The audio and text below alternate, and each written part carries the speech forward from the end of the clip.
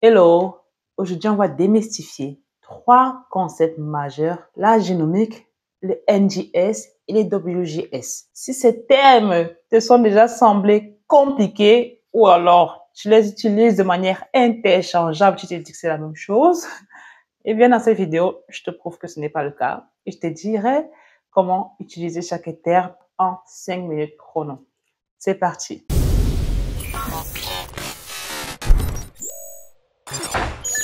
Le premier terme, c'est la génomique. Bien, la génomique, c'est l'étude de l'ensemble du génome d'un organisme. Autrement dit, c'est l'étude tout l'ADN en réalité. Que ce soit chez les bactéries, les virus, les humains, quand on dit génomique, on se concentre à tout l'ADN.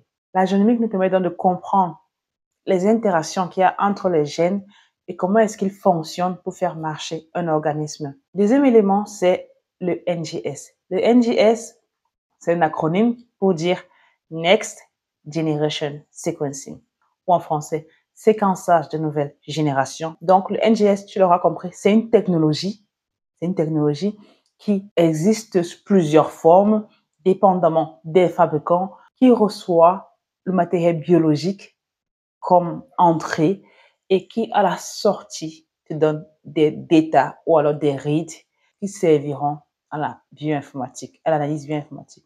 Le troisième thème, que beaucoup de personnes considèrent que c'est aussi NGS, c'est WGS. WGS qui veut dire Whole Genome Sequencing. Là, tout simplement, ça veut dire séquençage du génome entier.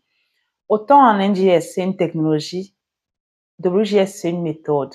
C'est une méthode qui utilise le NGS pour donner des informations précises sur le génome entier. Pour WGS, c'est une méthode qui utilise le NGS.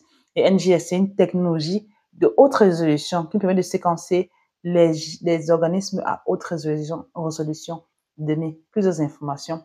Et enfin, la génomique, c'est une science qui étudie le génome. J'espère que tu ne feras plus la même confusion parce que ça ne veut pas dire la même chose et ils ne sont pas interchangeables. Il faut savoir comment utiliser les termes dans les domaines académiques. J'espère que cette vidéo t'aura permis de voir plus clair et que tu pourras avancer plus sereinement maintenant dans tes discussions scientifiques.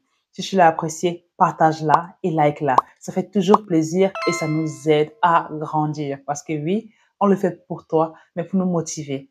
Like la vidéo et partage à tes amis. À plus pour une prochaine vidéo.